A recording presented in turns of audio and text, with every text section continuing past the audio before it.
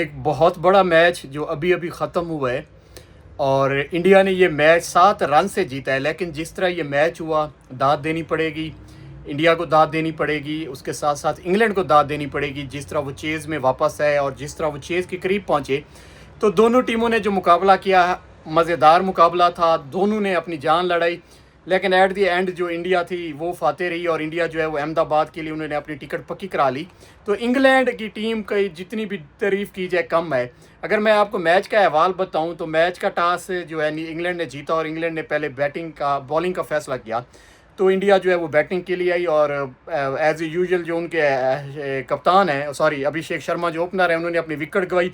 उसकी अगली ही गेंद पर अगले ओवर में जो है वो संजू सैमसन का एक बड़ा कैच जो था, आसान कैच, वो उनके कप्तान हैरी ब्रूक ने जो है उन्होंने छोड़ा, ड्रॉप किया, जिसके बाद संजू सैमसन ने एक तूफ़ानी इनिंग्स खेली और अपनी टीम को एक बहुत बड़ा स्कोर सेट करने में अपनी टीम की मदद की। और संजू सैमसन 42 गेंदों पर 89 रन बनाकर आउट हुए। उसके बाद जो है शिवम दुबे, उन्होंने एक अच्छी इनिंग्स खेली, हमेशा की तरह 4-5 छक्के लगाए और टीम का स्कोर जो है एक 252 तक से 252 रन तक उन्होंने टीम का स्कोर पहुंचाया।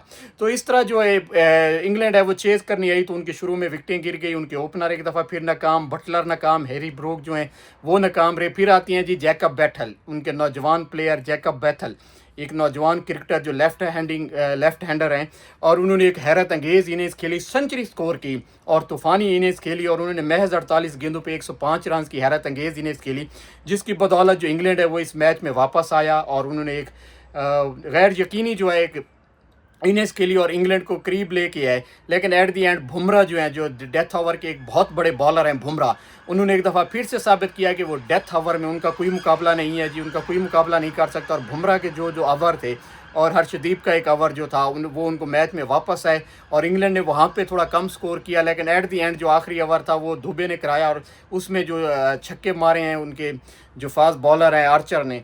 तो इस तरह जो इंडिया है वो 7 रन से ये मुकाबला जीता है। लेकिन मज़ा आया इस मैच को देखकर, जो जिन्होंने टिकटों के पैसे भरे हुए थे उनके पैसे वसूल हुए, बहुत बड़ा मैच हुआ है और दोनों टीमें लड़ के आ रही हैं।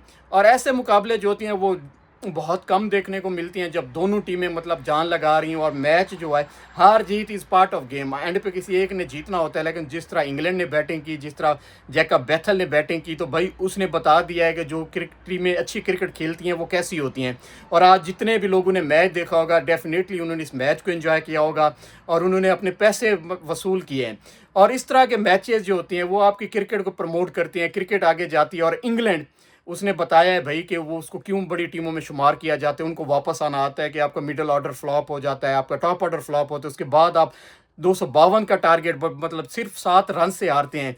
तो दाद देनी पड़ेगी जी जैकब बैथल को, 22 साल के नौजवान, और तूफ़ानी इनिंग्स उन्होंने खेली और उसके बाद वो बहुत करीब आ गए थे। लेकिन उनकी किस्मत उनकी जीत में नहीं थी, तो जीत में किस्मत नहीं थी। इस तरह जो इंडिया है उसने ये मुकाबला जीता और अहमदाबाद के लिए अपना टिकट जो है वो पक्की करा ली। अब इंडिया और न्यूजीलैंड का फाइनल होगा, एक कड़ाकेदार फाइनल होगा, क्योंकि जिस तरह इंडिया में हाई स्कोरिंग गेम्स होती हैं तो आपको एक बहुत बड़ा मैच देखने को मिलेगा, एक बहुत बड़ा हाई स्कोरिंग मैच देखने को मिलेगा।